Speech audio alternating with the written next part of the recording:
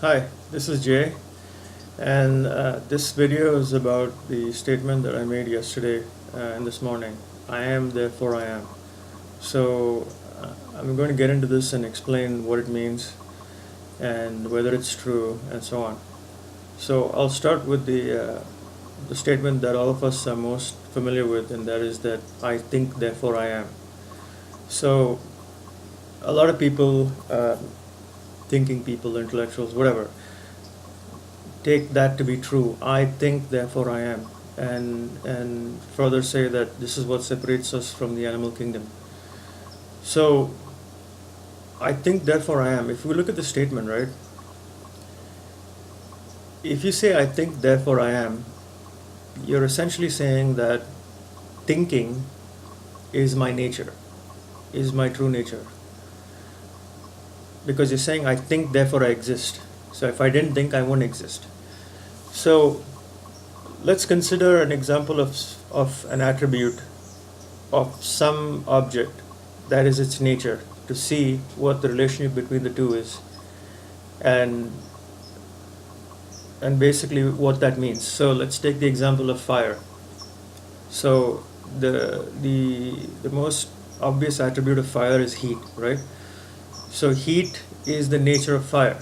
So from that you can say that fire will always be hot, right? There's no such thing as a cold fire. Well, I remember something in science, but I'm not sure if it's true. Anyway, the point is heat is the nature of fire. So a fire will always be hot. What does that mean? That means that at any point in time, as long as the fire exists, heat will always be its nature. It will never be without heat. Okay? So that is the nature of an attribute that is intrinsic to one. So similarly, if you take sugar, sugar is always sweet, right? So sweetness is an attribute of sugar, and it is sugar's nature. Why? Because it is always present. As long as sugar is present, sweetness is present. So if we apply that logic to I think, therefore I am, all the 24 hours, 365 days a year, always, as long as I exist, thinking should be a part of me. Thinking should be always present as long as I exist. Now let's examine this and see if it's true. So let's take the moment of, let's take a happy moment. Okay, somebody cracks a joke and I start laughing. Okay, so there is a moment there of pure happiness. I am happy, all my worries fall away for the time being, and I'm just ecstatic. I'm just enjoying that moment and that joke, and I feel good. Now if you examine that moment, there is no thinking happening there. Okay, I am not thinking at all. In fact, the thinking mind is dropped temporarily, which is why you feel happiness. Okay, not only is the thinking mind dropped, but the wanting mind, the becoming mind is all dropped. All that whole wanting, becoming, self non-accepting mind that we all have and suffer from is temporarily dropped, and the person is just able to experience themselves, and that moment is seen as happiness, a happy moment. So by that logic, thinking cannot be my nature. Okay, so the statement I think, therefore I am cannot apply, because at that moment or moments there is no thinking. So if you say I think, therefore I am, so when I'm not thinking, I do not exist. No, that's not true. Similarly, let's look at another experience, the experience of deep sleep. So in deep sleep, not only is the thinking mind dropped, I'm not thinking, but also the physical body is dropped. The entire upadhi, the entire body, mind, sense, ego complex is dropped in deep sleep. And that is the experience. Again, it's a very pleasurable, satisfying, uh, what's the word? Fulfilling experience. Anyway, that's besides the point. The point I wanted to make was the thinking mind is dropped during deep sleep. So again, the logic does not hold. I think, therefore I am, and therefore in deep sleep, since I don't think, I cannot say I do not exist, because I do exist. How do I know this? Because when I wake up, I say, I did not know anything. I did not dream. And I slept well. I had a sound sleep. Now I can make all these statements only if I was present during the experience of deep sleep, right? If you say I did not know anything, it means that I was aware that my mind was not running. So I say I did not know anything. I did not dream because I was aware that my mind wasn't projecting or throwing out thoughts and feelings and imagination and experiences from that day or from before. So I was aware and I slept well. That also implies that I was there experiencing that experience of deep sleep. So once again, I was very much existing when thinking mind was dropped. So now we have how many? One, two, okay, two experiences thus far that negate I think therefore I am.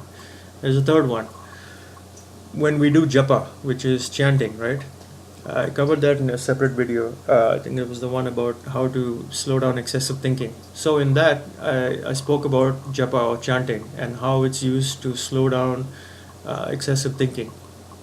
And in that, I explained how one of the goals of japa or chanting is to gradually become aware of the gap or the space between two chants, between two successive chants, right? So you're chanting the same mantra, the same word or the same short sentence, and you become aware of the gap between two successive chants, and that gap is silence. Okay, it is just presence, and it is a conscious, awareful presence, and that presence is you. That is who you are. You start to recognize yourself the more you become aware of that gap between two chants. So again, in that gap, that silence, that awareful presence that is you, there is no thinking again. That's just you, a simple conscious you. And there's absolute absence of thinking in those little gaps. So again there, the thinking mind is dropped. Okay? So once again, I think therefore I am does not hold. So from these three examples, we can safely say that I think therefore I am is an incorrect statement. Okay? So we can drop that. The correct statement would be I am, therefore I am. In fact, I don't even need to say therefore I am is enough. Let's examine that. So when I say I am, what does that mean? I am. So I'll ask you, are you aware? And you will say yes. And I ask you of what? I am aware of my body, and I am aware of the world around me. And I'm also aware of myself as a conscious being, right?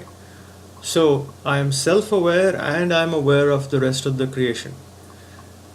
So from that I can say that consciousness is my nature, and also I am. When I say I am, what does that mean? That means I exist, right? I am an existing conscious being. I exist and I am conscious of myself and everything else.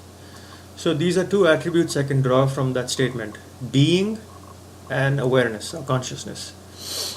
So remember we mentioned, or rather we spoke about fire and sugar, and how heat was the nature of fire and sweetness was the nature of sugar. And what does that imply? It implies that as long as fire exists, heat is always there. So anything that is one's nature is always present. Okay? Similarly, as long as sugar exists, there is always sweetness. Similarly, if being and consciousness are my nature, then they should always be there at all times. So let's examine that. During the waking state, yes, it's obvious. I am conscious of myself, of my thoughts, my feelings, of my projections and my body and everything, and I'm also aware of the world around me. So in the waking state, there's no problem. Then let's go to the dream state. In the dream state, I am aware of the dream world that I'm projecting, right? Sometimes I'm in the dream itself, and I'm aware of myself in the dream and as the dreamer. Anyway, the point is, even there I am aware. I'm aware of myself and of the dream. So again, there's no problem there. Being and consciousness are there also. Finally, you come to the dream state, because we can broadly categorize everything, the entire experience of being alive, into three states, right? There's the waking state, the dream state, and the deep sleep state. So Jagrat Avastha, which is the waking state, Swapna Avastha, which is the dream state, and Sushupti Avastha, which is the deep sleep state in Sanskrit. Anyway, so well, yogis and there are people who will say there is a fourth state called Turiya. Turiya means the state of pure consciousness. Now that is debatable because yogis typically their attempt is to knock off the thinking mind, and so they try to achieve what is called as samadhi, savikalpa and nirvikalpa. Okay, that's a separate topic, but the point is they try to attain a state where the mind is completely knocked off and yet the person is conscious, and basically it's akin to sleep. Okay, it's like sleeping except there is an attempt to be conscious in that state. Now, the truth is, in reality, that is the nature of consciousness. Consciousness is always conscious of itself and everything else. So, as absolute consciousness, that is my nature. I'm always conscious and I'm always awake and I'm aware of everything, including myself, or starting with myself. But, as an individual, to attempt that kind of a state is kind of pointless because there's a lot of effort involved in trying to knock off the thinking mind. The thinking mind is natural to me, and so trying to knock off the thinking mind is extremely difficult. It can be done, but it's strenuous, and what you achieve is basically a kind of a sleep state, which they call Turiya. Okay, Turiya is nothing but just pure consciousness, the absence of thinking, the absence of a mind, the absence of a body, just consciousness in its pure form. Anyway, so getting back to the topic, the three states that we covered. In the waking state, I know that I am there and conscious. In the dream state also, I know that I am there and I am conscious. And finally, in the deep sleep state, like we examined earlier, when I wake up from the deep sleep state, I say that I did not know anything, I did not dream, and I slept well, right? So all these imply what? That A, I was there, right? Which means existence. I was there, I was. Otherwise, I couldn't have said I did not know anything. Neither can I say I did not dream, nor can I say I slept well. I had to be there. So being was there and consciousness. How? Because I said I did not know anything, which means I was there to be aware of the fact that I did not know anything. So I was definitely aware of that. I was aware of the lack of thought. I was aware of the absence of thought, right? So I was there, aware of the well, you can call it a blank state or whatever. And I slept well. Again, I was aware of the fact that I slept well. So what we started off assuming are attributes of my nature, which is being and consciousness, seem to hold in all the three states, right? So even in deep sleep, there is being, I am there, and consciousness, I am aware of what is happening in deep sleep. So therefore, since these two attributes of mine persist in all the states, all the three states of living, of life, therefore I can safely conclude that being and consciousness are my true nature, which means they are always there, which means I am consciousness and I am existence or being. So basically, so from there I can say I am, therefore I am, right? I am being, and I implies consciousness. So I am conscious being, therefore I am. I need not say therefore, I can just say I am and leave it at that, right? I am a conscious being, that's it. So that basically it negates the wrong conclusion of I think therefore I am, and it also establishes what is my true nature, conscious being, consciousness, existence. So I hope you guys enjoyed this, and if anybody has any doubts or anything, comments, whatever, please feel free to share them with everyone on Facebook. Thank you.